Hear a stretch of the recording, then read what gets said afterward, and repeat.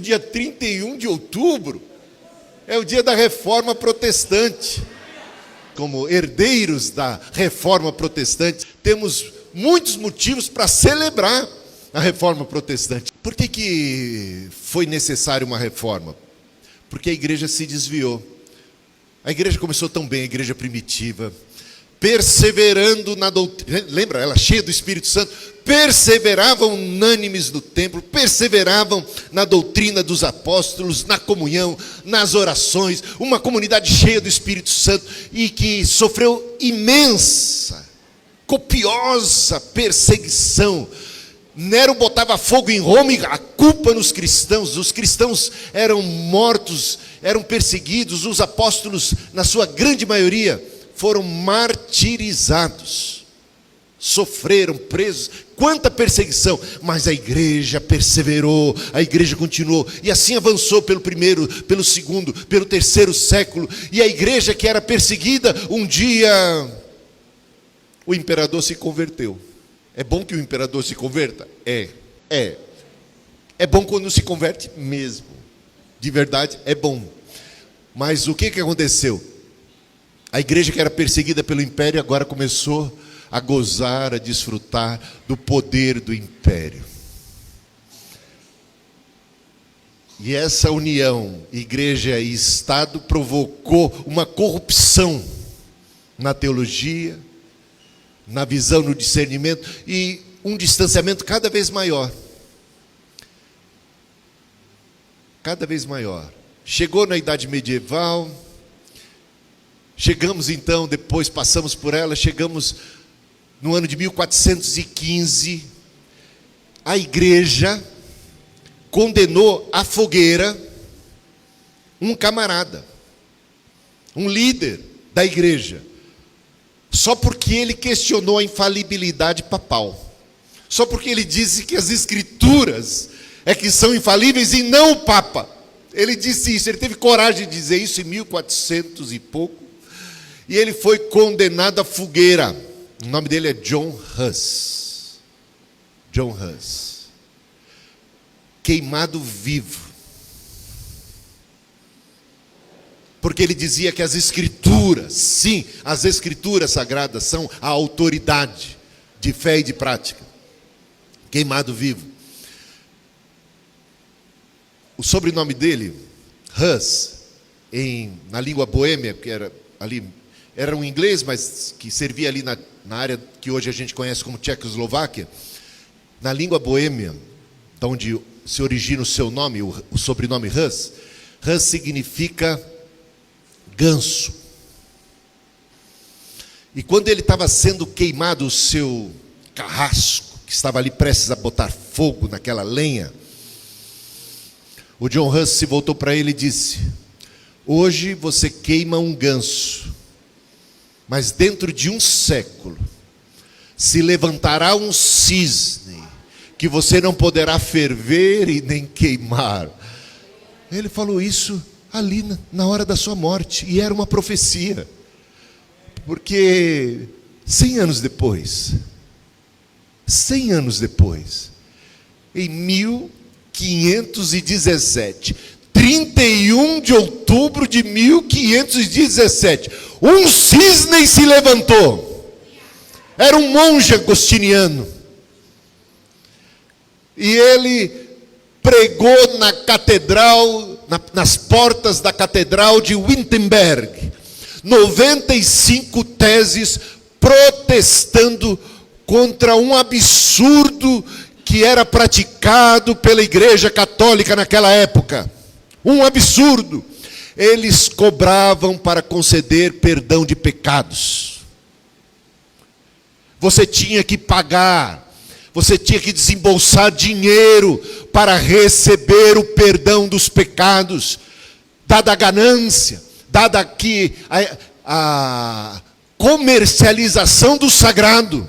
Coisa terrível. E ele se levantou, 95 teses pregou, e a maior parte delas era contra a cobrança de indulgências, para perdão dos pecados.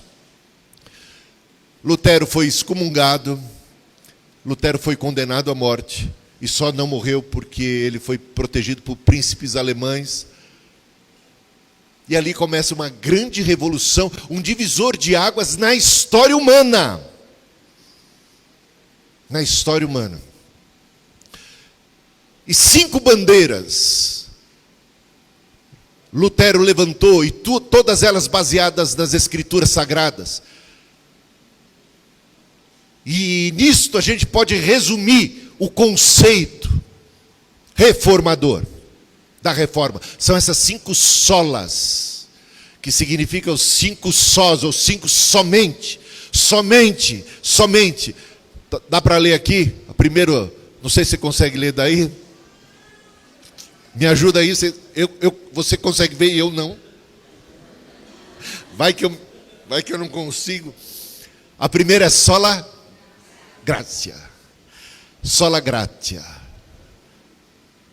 Somente a graça.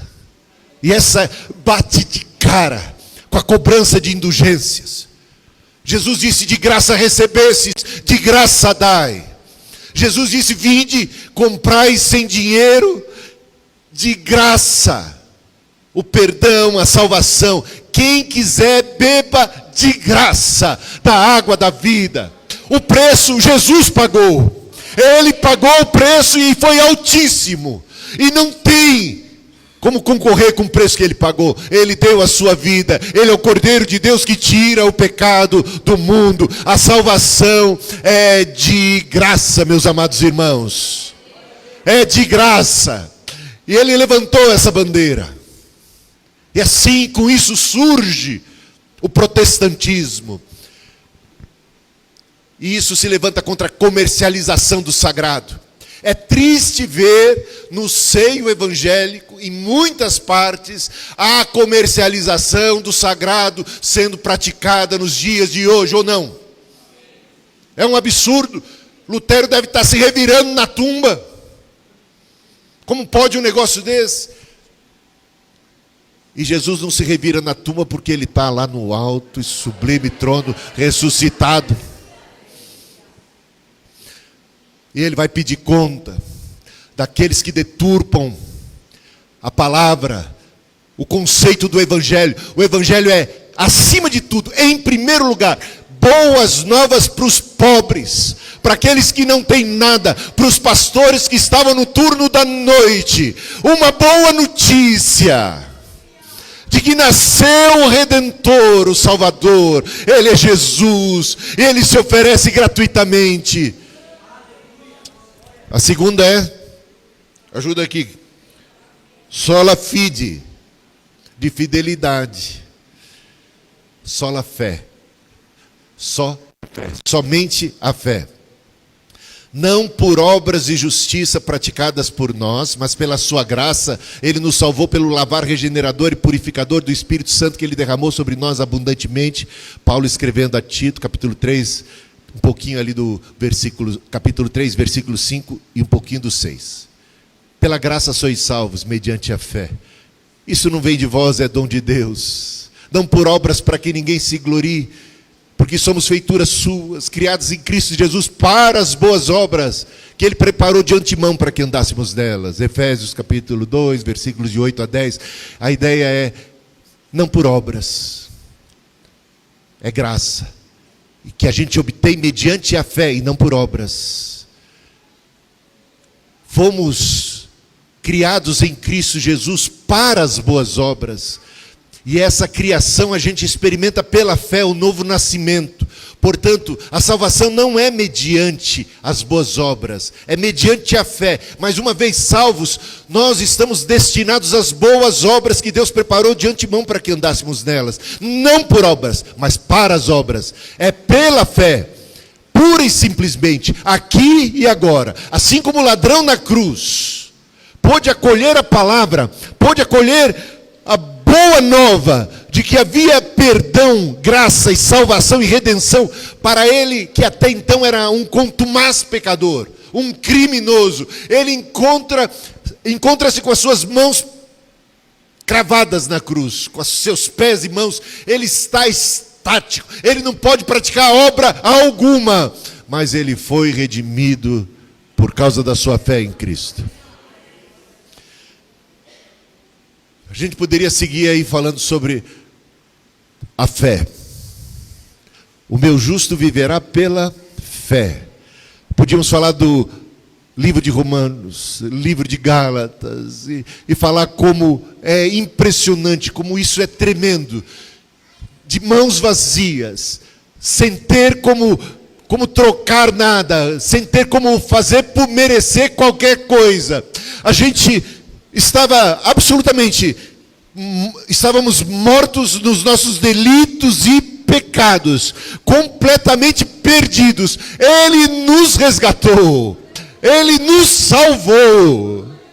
Não fomos nós que fizemos nada, Ele fez. E o que a gente fez foi olhar para Ele e encontrar a luz, encontrar a redenção e segurar nas suas benditas e poderosas mãos e sermos resgatados. A misericórdia nos alcançou. Nós somos filhos da misericórdia. Nós somos filhos do amor de Deus, da compaixão de Deus, da graça de Deus, da bondade de Deus. Ela nos visitou.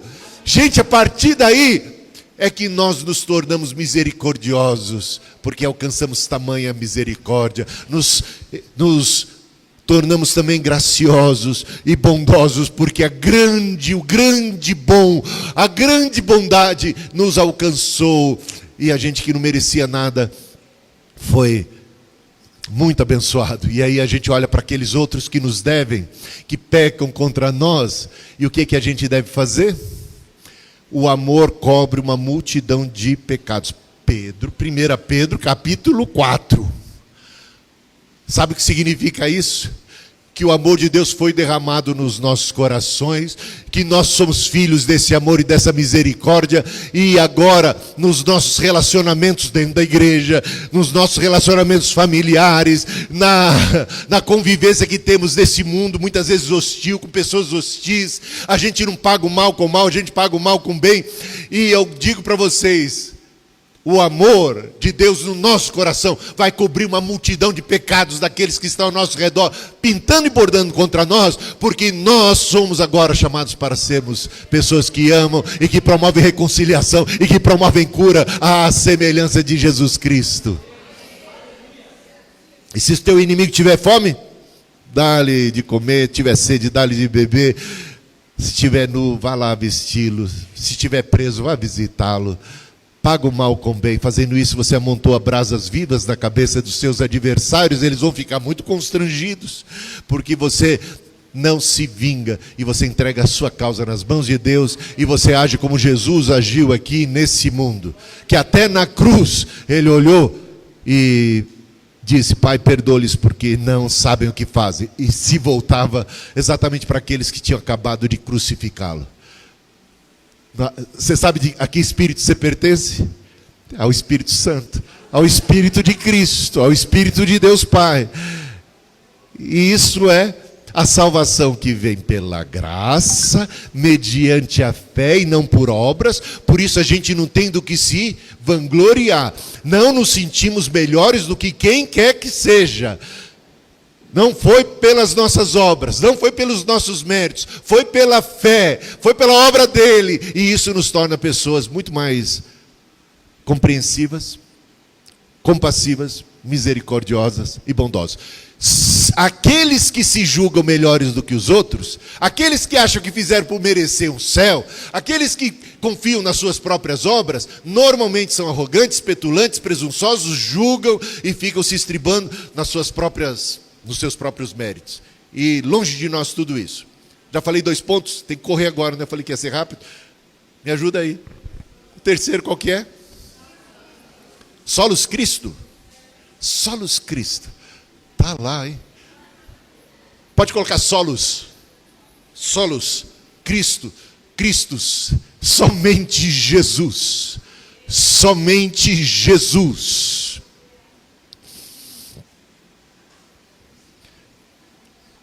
Nós, como protestantes, amamos a Maria, não amamos? A mãe de Jesus? Amamos, eu amo a Maria, aprendo com Maria, eu prego sobre Maria, eu falo bem de Maria o tempo todo, todo o tempo que eu puder.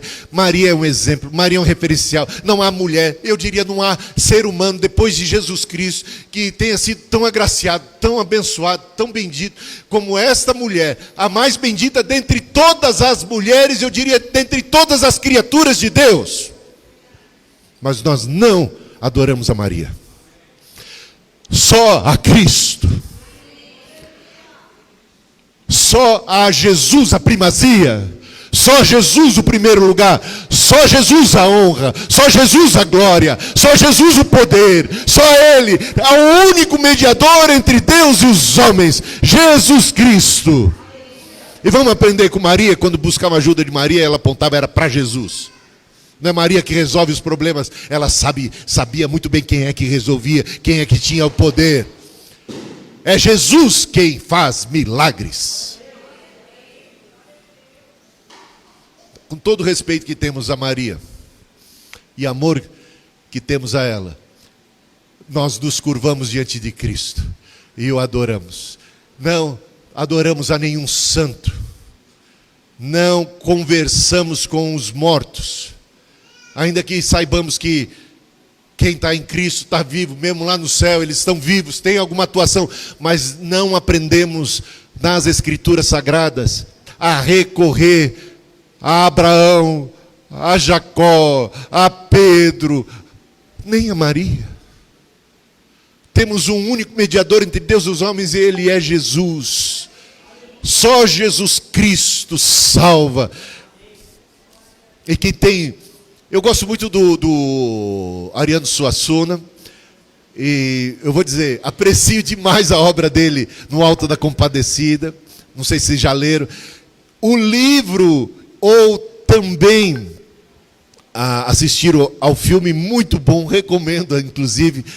Agora, temos ali Jesus como juiz e temos Maria como aquela que vai mediando tudo, né? Eu acho bonito, assim, simbolicamente acho lindo aquilo, acho maravilhoso. Temos uma mãe, Maria, ela intercede, ela compreende o nosso lado, ela vê o nosso lado. A gente desde criança, quando tem alguma encrenca com o pai, a gente recorre à mãe, a gente sabe fazer isso muito bem.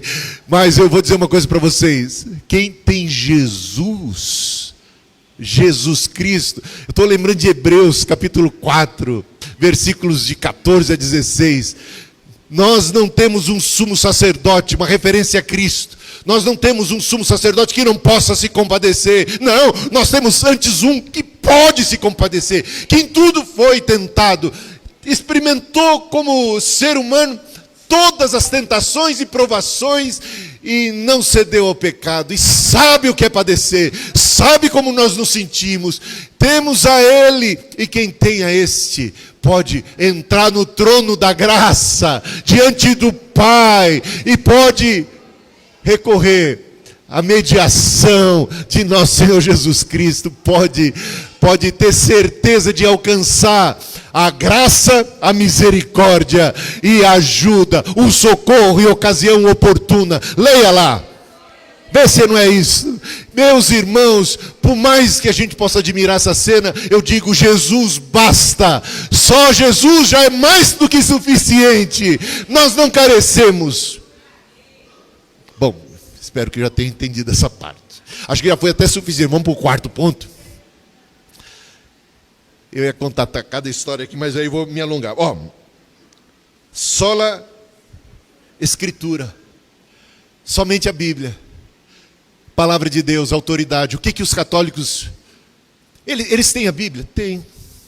Eles têm muita consideração pelas Escrituras? Tem. Mas qual a diferença então? A diferença é que eles têm uma doutrina chamada infalibilidade papal. O Papa, em determinados momentos e ocasiões, se pronuncia com uma autoridade apostólica, semelhante à de Pedro, à de Paulo, à de João, por exemplo, de Tiago. Então, torna-se a palavra de um Papa, ao longo de toda a história da igreja, tão importante, com igual peso ao das Escrituras Sagradas. Entenda-se, quando há um conflito entre uma e outra, vale a palavra do Papa, porque ele é o intérprete legítimo. Está percebendo? A tradição católica pesa na teologia católica mais do que as escrituras sagradas. Aliás, na época de Lutero, e não faz muito tempo, as missas eram todas em latim, as escrituras sagradas não estavam na língua do povo, o povo não tinha acesso a elas, conhecimento delas, e não era estimulado a estudar, pelo contrário, era tido como algo perigoso. Se você fosse estudar as escrituras, isso seria perigoso. Você tem que caminhar pela interpretação oficial da igreja, esta sim, infalível, e não ouse você a discordar, porque você já viu o que aconteceu com John Hus e o que vai estar prestes a acontecer com Lutero. A Santa Inquisição, a intolerância, a maldade, essa junção que eu falo que é muito perigosa do Estado com a igreja. Aliás, a gente vê isso já no Apocalipse, a besta e o falso profeta, de conluio, um sustentando o outro. Cuidado, meus irmãos. Cuidado com o poder. Poder fascina, mas corrompe. Isso aconteceu. E aí, com o poder, você quer impor, você quer subjugar aqueles que pensam diferente. Você não admite contraditório, não respeita uma outra interpretação. Você quer empurrar a goela abaixo, por força, por violência. E a igreja se impunha com o poder do Estado. E tinha essa lei marcial que matava, que condenava a fogueira e demonizava os adversários e aqueles. Só na época de João 23, o Papa, é que a missa começou a ser. O padre passou a olhar para frente para o povo, porque antes era de costas.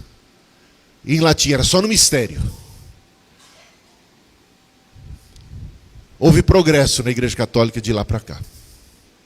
Mas ainda,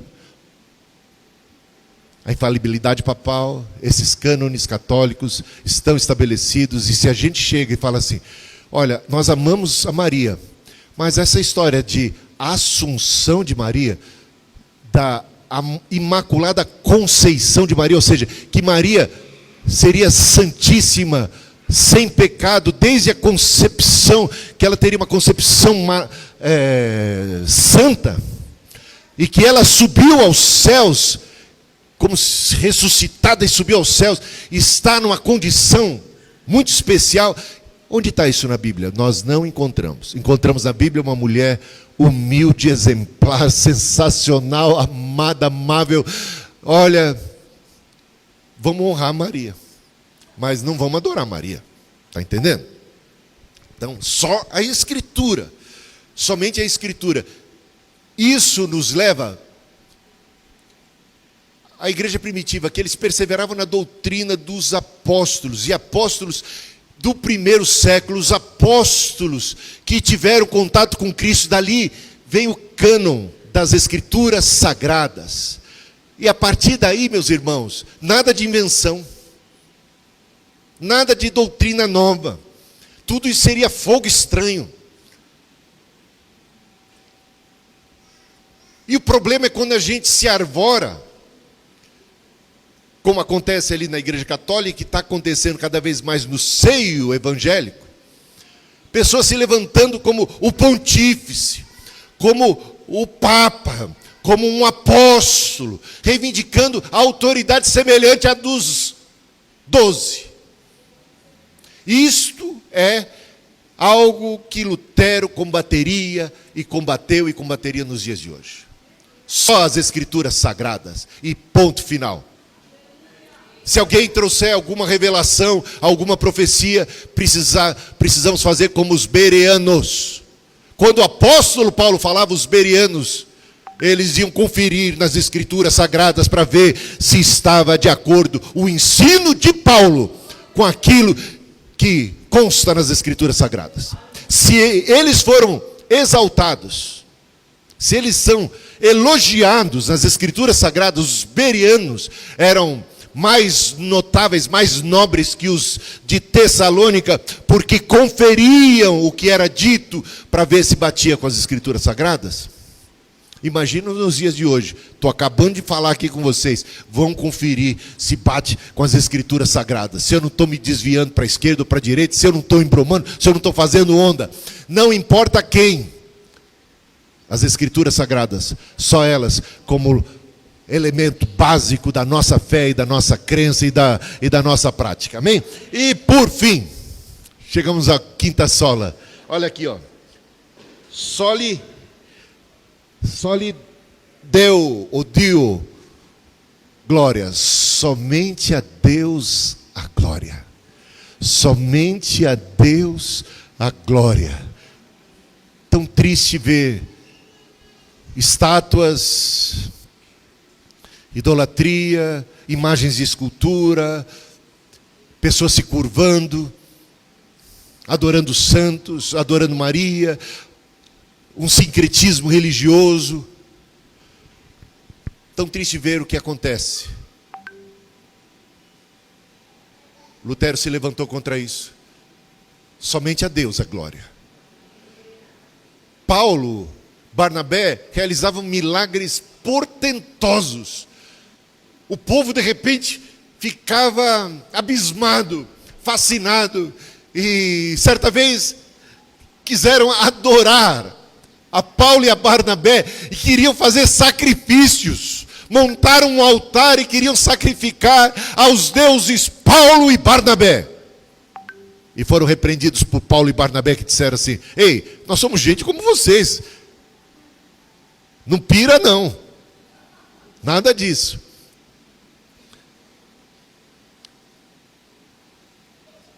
Só Deus a glória.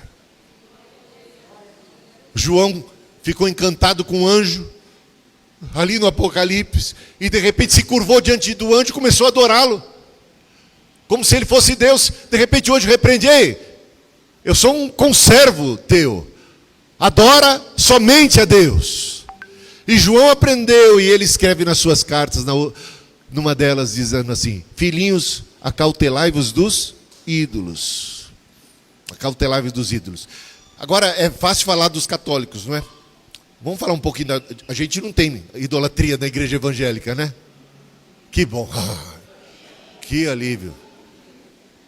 Tem pastores sendo adorados? A palavra deles é a palavra de Deus? Confunde-se isso claramente? São adorados, são seguidos cegamente. Acontece com cantores, cantoras, conjuntos musicais ou qualquer coisa assim. Adoração.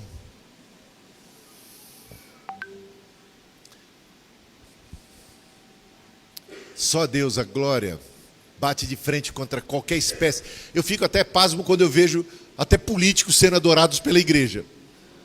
Aqui não vai. Gente, quem me conhece sabe que eu não sou nem de um lado nem do outro. Muito pelo contrário, eu só sigo o Senhor. Mas não importa se seja Lula, se seja Bolsonaro. Não podemos adorar a quem quer que seja. Político, pastor. Ficar naquela... Eu só confio no Senhor e só adoro a Ele. Isso é o que a gente tem que deixar claro. Eu não sei como é que está a eleição. Não vai, você está olhando aí no celular para ver como é que está? Na hora do culto. Não me fale. Mas eu vou dizer uma coisa para vocês. Ganhando um ou ganhando o outro, a vida segue. A vida segue e a igreja segue. E a igreja não tem medo disso ou medo daquilo. A igreja confia no Senhor. As portas do inferno não prevalecem contra ela. E ela vai seguir adorando a Deus. E dando testemunho. O nosso coração está em Deus. A nossa fé está no Cristo. A gente olha para Ele. É Ele o Senhor. Ele é o nosso Senhor. E ponto final. E aí a gente tem confiança, a gente tem alegria. É triste quando a gente também tem adorações assim de clubística, de time de futebol. Eu torço para o Palmeiras, você sabe. Acho que o Vanderlei também. Tem pastor corintiano por perto. A gente tem que tomar cuidado. Mas eu vou dizer uma coisa para vocês. A gente pode fazer isso como uma distração, porque a gente faz parte da vida, tem um time de futebol e tal, mas não pode ser a nossa paixão. A nossa paixão tem que estar em Cristo, porque senão é idolatria também. Eu gosto da família, gosto da esposa, dos filhos, mas cuidado, a esposa ou o marido, o namorado, a namorada, um filho, uma filha, netinhas, então eu tenho duas. Que tentação de adorar. Cuidado, aonde é que está o teu coração? Amarás ao Senhor teu Deus de todo o teu coração. Só a Ele você prestará culto. Cuidado para não estar cultuando gente. Cultuando talvez um emprego. Cultuando uma carreira, cultuando qualquer coisa. Cuidado com isso. Ou o dinheiro. Mamon, que é o Deus mais adorado aqui na face da terra, ou não é? Quantos crentes adoram a Mamon? Se curvam diante dele. A ganância. E são capazes de tudo para conquistar dinheiro, poder, fama, sucesso. Longe de nós toda idolatria. Vamos adorar a Deus e vamos confiar no Senhor, hoje e sempre. Amo vocês, irmãos. Que a paz de Deus, que excede a todo entendimento humano, guarde suas mentes e seus corações em Cristo Jesus. Sola gratia, sola fide, solos Cristo, sola Escritura e solo Dio. A glória, a honra, hoje para todos sempre. Pastor Gilmar, Deus abençoe.